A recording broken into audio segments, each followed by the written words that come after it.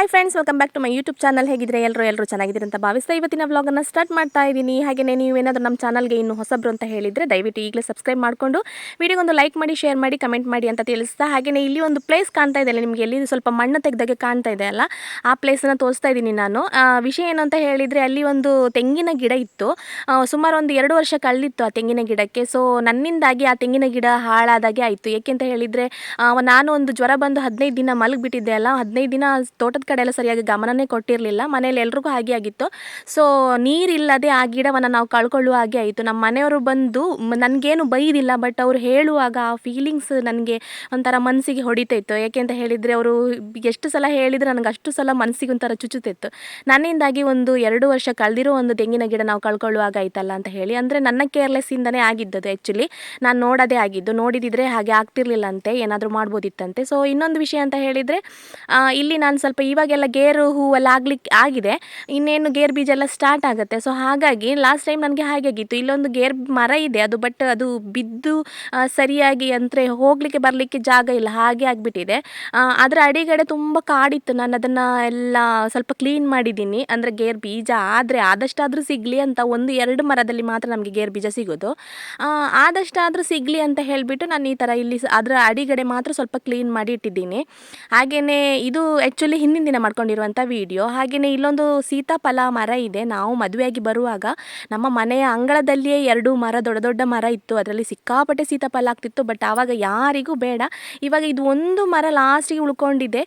ಇದರಲ್ಲಿ ಈ ವರ್ಷ ಆಗಿದೆ ಸ್ವಲ್ಪ. ನಾವು ತಿಂದಿದ್ದೀವಿ, ಅತ್ತೆ ಬೆಂಗಳೂರಿಗೂ ಕೂಡ ತಗೊಂಡು ಹೋಗಿದ್ದಾರೆ. ಅಂದರೆ ಸೀತಾಫಲ ನ್ಯಾಚುರಲ್ ಆಗಿ ಸಿಗುವಂತಹ ಹಣ್ಣುಗಳನ್ನು ನಾವು ತಿಂದು ಎಂಜಾಯ್ ಮಾಡಬೇಕಲ್ವ. ಹಾಗೆ ಇನ್ನೂ ಒಂದು 2-3 ಏನೋ ಚಿಕ್ಕ ಚಿಕ್ಕದು ಬಾಕಿ ಇದೆ. ಹಾಗೆ ಇದು ನೆಕ್ಸ್ಟ್ ಡೇ ಮಾಡ್ಕೊಂಡಿರೋಂಥ ವಿಡಿಯೋ. ಇವಾಗ ನಾನು ಮಕ್ಕಳನ್ನು ಸ್ಕೂಲಿಗೆ ಕರ್ಕೊಂಡು ಹೋಗ್ತಾ ಇದ್ದೇನೆ. ಆ್ಯಕ್ಚುಲಿ ನಾನು ಚಿನ್ನು ಹತ್ರ ಏನೋ ಒಂದು ವಿಷಯ ಹೇಳ್ಕೊಂಡು ಬರ್ತಾ ಇದ್ದೆ. ಏನು ನೀನು ಮುಂದೆ ಹೋಗು, ನೋಡು ಅಂತ. ಏಕೆ ಅಂತ ಹೇಳಿದರೆ ನಾನಲ್ಲಿ ಕಾಡು ಎರ್ದಿದ್ದೇನಲ್ಲ ಬೀಜದ ಮರ ಅಡಿಗೆ, ಅದನ್ನು ನೋಡಿ ಅವನು ಯಾವ ಥರ ಒಂದು ಹೇಳ್ತಾನೆ ನೋಡುವ ಅಂತ ಹೇಳಿ ನಾನು ಕಾಯ್ತಾ ಇದ್ದೆ. ಚಿಂಟು ಅವನಷ್ಟಕ್ಕೆ ಅವನು ಏನೋ ಪದ್ಯ ಹೇಳ್ಕೊಂಡು ಹೋಗ್ತಾ ಇದ್ದ. ಅಂದರೆ ಬ್ಯಾಗ್ ಇವತ್ತು ಅವನೇ ಹಾಕ್ಕೊಂಡು ಹೋಗ್ತಾ ಇದ್ದಾನೆ. ನೋಡಿ, ಚಿಕ್ಕ ಮಗುವಿನ ಬ್ಯಾಗು ಅವನೇ ಹಾಕ್ಕೊಂಡು ಹೋಗ್ತಾ ಇದ್ದಾನೆ, ದೊಡ್ಡ ಮಗುವಿನ ಬ್ಯಾಗನ್ನು ನಾನು ತೊಗೊಂಡು ಹೋಗ್ತಾ ಇದ್ದೇನೆ. ಯಾಕೆಂದರೆ ಈಚೆ ಕಡೆಯಿಂದ ನಾವು ಆಚೆ ಕಡೆ ಹೋಗಬೇಕು ಅಂದರೆ ಮಕ್ಕಳಿಗೆ ತುಂಬ ಕಷ್ಟ ಆಗುತ್ತೆ. ಬ್ಯಾಗು ಕೂಡ ತುಂಬ ವೆಯ್ಟ್ ಇರುತ್ತಲ್ಲ, ಹಾಗಾಗಿ ನಾನೇ ತೊಗೊಳ್ತೀನಿ, ಅವ್ರ ಹತ್ರ ಕೊಡಲ್ಲ. ಇವತ್ತೇನೋ ಚಿಂಟು ನಾನೇ ಹಾಕ್ಕೊಳ್ತೀನಿ ಅಂತ ಹೇಳಿ ಕೇಳಿ ತೊಗೊಂಡು ಹಾಕ್ಕೊಂಡು ಹೋಗ್ತಾ ಇದ್ದಾನೆ. ಸೊ ಇನ್ನು ಇಲ್ಲಿ ಹತ್ರ ಬರುವಾಗ ಏನು ಬೀಜದ ಮರದ ಅಡಿಗಡೆ ಬಂದ ತಕ್ಷಣ ಗೇರು ಬೀಜ ಅಲ್ಲಿ ಚಿನ್ನು ಹತ್ರ ಕೇಳಿದೆ ನಾನು, ಈ ಚಿನ್ನು ನೋಡಲ್ಲಿ ಮೇಲ್ಗಡೆ ಎಲ್ಲ ಏನು ಅನ್ನಿಸ್ತಿದೆ ನಿನಗೆ ಅಂತ. ಅವನು ಏನಾಗಿದೆ ಅಂತ ನಾರ್ಮಲ್ ಆಗಿ ಕೇಳ್ತಾ ಇದ್ದೇನೆ. ನಾನು ಅದಕ್ಕೆ ಹೇಳ್ತಾ ಇದ್ದೆ, ಅಪ್ಪ ಮಾರಾಯ 2 ದಿನ ಟೈಮ್ ತೊಗೊಂಡು ನಾನು ಅಷ್ಟು ಕೈ ನೋವು ಮಾಡಿಕೊಂಡು ಇದೊಂದು ಹರಸಾಹಸ ನನಗೆ ಅಂತಲೇ ಹೇಳ್ಬೋದು. ಏಕೆಂದರೆ ಕಾಡೇರಿ ಇದು ಅಂತ ಹೇಳಿದರೆ ನಮ್ಮ ಕುಂದಾಪುರ ಕಡೆ ಹಳಸೋರುದು ಅಂತ ಹೇಳ್ತೀವಿ. ಅಷ್ಟೆಲ್ಲ ಮಾಡಿ ನಾನು ನೀನೊಂದು ಏನೋ ಒಂದು ಹೇಳಿಲ್ಲಲ್ಲ ನನಗೆ ಅಂತ ಹೇಳಿ ನಾನು ಇದು ಮಾಡ್ತಾಯಿದ್ದೆ, ಹೇಳ್ತಾ ಇದ್ದೆ, ನಿನಗೇನು ಅನ್ನಿಸ್ತಾನೆ ಇಲ್ವ ಚಿನ್ನು, ನಾನು ಇಷ್ಟೊಂದು ಕೆಲಸ ಮಾಡಿದ್ದೀನಿ ಅಂತ.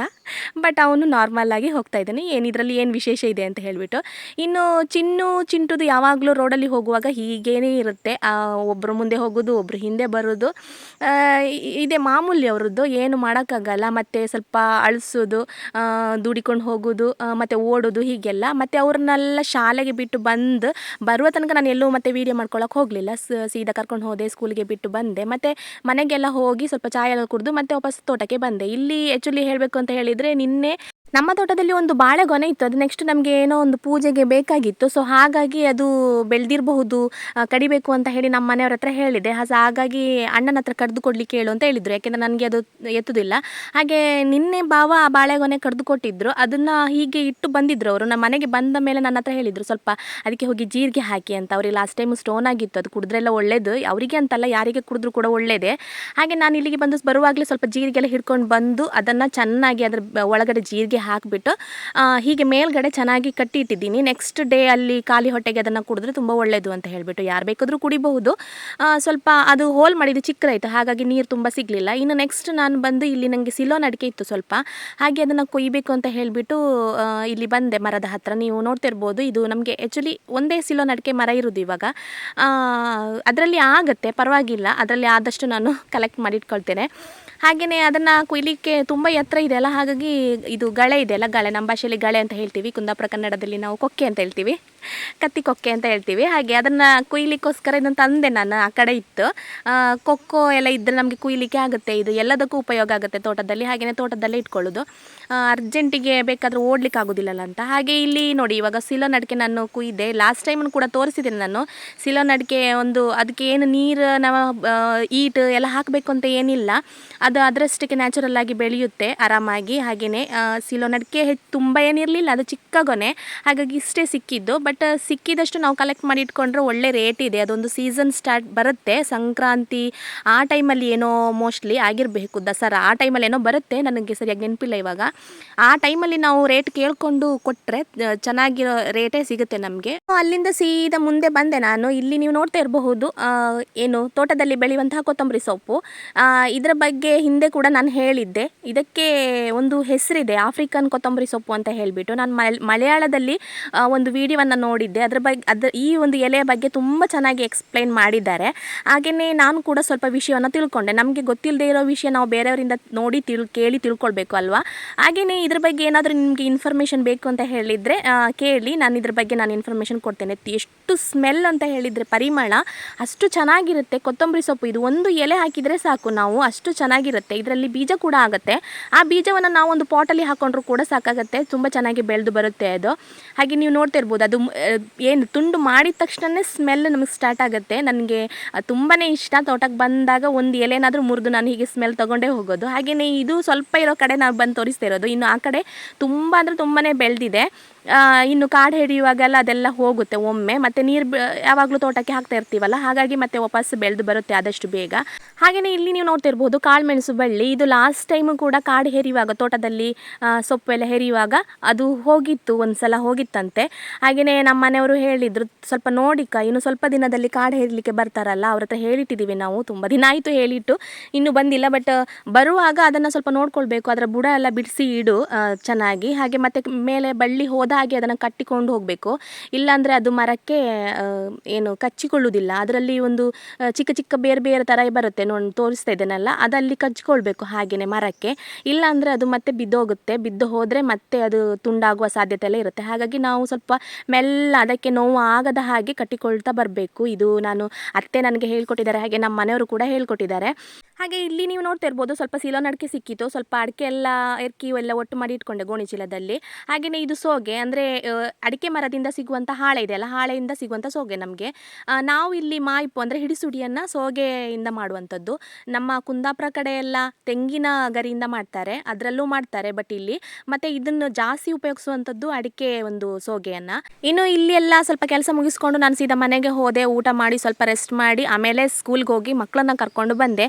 ಮತ್ತು ಅದೆಲ್ಲಿ ವಿಡಿಯೋ ನಾನು ಮಾಡ್ಕೊಳ್ಳಿಕ್ಕೆ ಹೋಗಲಿಲ್ಲ. ಬಂದ ತಕ್ಷಣವೇ ನಮಗೆ ಇಲ್ಲಿ ಬಾವ ಕೆಳಗಡೆ ಸ್ಕೂಲಿಂದ ಮಕ್ಕಳನ್ನ ಕರ್ಕೊಂಡು ಬರುವಷ್ಟೊತ್ತಿಗೆ ಇಲ್ಲಿ ಪಂಪ್ ರನ್ ಮಾಡಿ ಕೊಡ್ತಾರೆ, ಸ್ಟಾರ್ಟ್ ಮಾಡಿ ಕೊಡ್ತಾರೆ. ಅಂದರೆ ನನಗೆ ಸ್ಟಾರ್ಟ್ ಮಾಡಲಿಕ್ಕೆ ಆಗೋದಿಲ್ಲ, ಅದು ಡೀಸೆಲ್ ಪಂಪ್ ಹೈ ಸ್ಪೀಡ್ ಇದ್ದು. ಹಾಗಾಗಿ ನನಗೆ ಅದು ಸಾಧ್ಯನೇ ಇಲ್ಲ ಸ್ಟಾರ್ಟ್ ಮಾಡಲಿಕ್ಕೆ. ಒಂದು 2 ಸತಿ ನೋಡಲಿಕ್ಕೆ ಹೋದೆ ನಾನು, ನನ್ನ ಹತ್ರ ಆಗೋದಿಲ್ಲ. ನಮ್ಮ ಮನೆಯವರು ಸ್ವಲ್ಪ ನೋಡ್ಕೊಂಬಾರಾಯ್ತು ನೀನು ಬೇಡ ಅಂತ, ಯಾಕೆಂದರೆ ಎತ್ತಿ ಬಿಸಾಡ್ತದೆ ನಮ್ಮನ್ನು ಅದು ಏನಾದರೂ ಸ್ವಲ್ಪ ಮಿಸ್ಟೇಕ್ ಆದರೆ. ಹಾಗೆಯೇ ಸ್ಟಾರ್ಟ್ ಆದ ತಕ್ಷಣ, ಪಂಪ್ ಸ್ಟಾರ್ಟ್ ಆದ ತಕ್ಷಣ ನಾವು ಇಲ್ಲಿ ಮೇಲೆ ಬಂದು ನೋಡಬೇಕು ಜಟ್ಟಿ ಎಲ್ಲ ಹಾರತ್ತಾ ಇಲ್ವಾ ಅಂತ ಹೇಳಿಬಿಟ್ಟು. ಯಾವಾಗಲೂ ಒಂದೊಂದು ಜಟ್ಟಿದು ಇರುತ್ತೆ ಸಮಸ್ಯೆ, ಅಲ್ಲಿ ಬಂದು ಸರಿಯಾಗಿ ನೋಡಿಕೊಂಡು ಮತ್ತೆ ಹೋಗೋದು. ಮತ್ತು ಇದು ಗ್ರೀನ್ ಪೈಪ್ ನಾನು ಏನು ತೋರಿಸಿದೆ ಅಲ್ಲ, ಅದು ಎಕ್ಸ್ಟ್ರಾ ಪೈಪು. ಅಂದರೆ ಯಾವ ಗಿಡಗಳಿಗೆಲ್ಲ ನೀರು ಸಿಗೋದಿಲ್ಲ ಆ ಗಿಡಕ್ಕೆಲ್ಲ ನಾನು ಮತ್ತೆ ಎಕ್ಸ್ಟ್ರಾ ಬಿಡಬೇಕು. ಸೊ ಹಾಗಾಗಿ ಒಂದು ಪಂಪ್ ರನ್ ಆದ ತಕ್ಷಣ ಒಂದು ಅರ್ಧ ಗಂಟೆ ನನಗೆ ಮನೆ ಕಡೆ ಹೋಗಲಿಕ್ಕೆ ಆಗೋದಿಲ್ಲ. ಮಕ್ಕಳು ಏನು ಮಾಡ್ತಿದ್ದಾರೋ ಅಂತಲೂ ಟೆನ್ಷನ್ ಆಗ್ತಾ ಇರುತ್ತೆ. ಆದರೂ ಕೂಡ ಏನು ಮಾಡಲಿಕ್ಕಿಲ್ಲ, ನನಗೆ ತೋಟದಲ್ಲೇ ಟೈಮ್ ಸ್ಪೆಂಡ್ ಮಾಡಬೇಕಾಗತ್ತೆ. ಯಾವ ಗಿಡಗಳಿಗೆಲ್ಲ ನೀರು ಸಿಗೋದಿಲ್ಲ ಅದಕ್ಕೆ ನಾನು ನೀರು ಬಿಡಬೇಕು. ಯಾಕೆಂದರೆ ಇವಾಗ ಸಿಕ್ಕಾಪಟ್ಟೆ ಬಿಸಿಲು ಸ್ಟಾರ್ಟ್ ಆಗಿದೆ. ಗಿಡಗಳಿಗೆ ನೀರು ನಾವು ಎಷ್ಟು ಹಾಕಿದರೂ ಸಾಕಾಗೋದಿಲ್ಲ. ಆದರೂ ಕೂಡ ನಮ್ಮ ಕೆರೆಯಿಂದ ನಮಗೆ ಸಿಗುವಂಥದ್ದು ಅರ್ಧ ಗಂಟೆ ನೀರು ಮಾತ್ರ. ಮತ್ತು ಕೆರೆ ಸ್ವಲ್ಪ ಅದು ಮಣ್ಣೆಲ್ಲ ವಾಪಸ್ ಬಿದ್ದು ಅದು ಜಾಸ್ತಿ ಎಲ್ಲ ಸಿಗೋದಿಲ್ಲ ನೀರು. ಹಾಗೆ ಮತ್ತು ಇಲ್ಲಿ ಬಂದು ನೋಡ್ತೇನೆ ನಾನು ಇದು ಏನು ಚೌಳಿಕಾಯಿ ಅಂತ ಹೇಳಿದರೆ ಪೈನಾಪಲ್ ಇದೆ ಅಲ್ಲ, ಅದನ್ನು ಮಿಡಿಯನ್ನೇ ಮಂಗಗಳೆಲ್ಲ ಬಂದು ಕಚ್ಚಿ ತಿಂದು ಹಾಳು ಮಾಡಿ ಹೋಗಿದ್ದಾವೆ.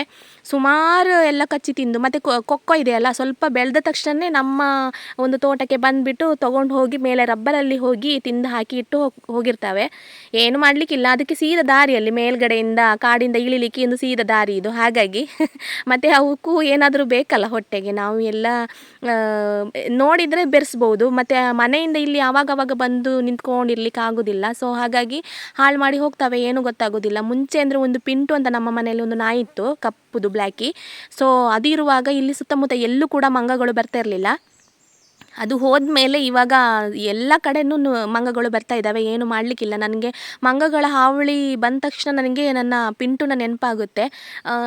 ಮತ್ತು ಕೆಲವೊಂದು ಸಂದರ್ಭದಲ್ಲಿ ಕೂಡ ನನಗೆ ನೆನಪಾಗುತ್ತೆ. ಅದು ನನಗೆ ಮರೀಲಿಕ್ಕೆ ಸಾಧ್ಯ ಇಲ್ಲ. ಹಾಗೆಯೇ ಪಂಪ್ ರನ್ ಆಗ್ತಾ ಇದೆ ಅಲ್ಲ, ಒಂದು ಅರ್ಧ ಗಂಟೆ ಅಷ್ಟೇ ಇಲ್ಲಿ ಪಂಪ್ ರನ್ ಆಗೋದು. ಸೊ ಹಾಗಾಗಿ ನಾನು ಇನ್ನು ಸ್ವಲ್ಪ ಹೊತ್ತು ಇರುವಾಗಲೇ ಕೆರೆ ಹತ್ತಿರ ಬಂದು ನಿಲ್ಲಬೇಕು. ನೀರು ಖಾಲಿ ಆಗ್ತಾ ಬರ್ತಾನೆ ಆಫ್ ಮಾಡಬೇಕಲ್ಲ. ಫುಲ್ ಖಾಲಿ ಆದರೆ ಮತ್ತೆ ಸಮಸ್ಯೆ ಆಗುತ್ತೆ ನೆಕ್ಸ್ಟ್ ಡೇ ನೀರು ಬಿಡುವಾಗ.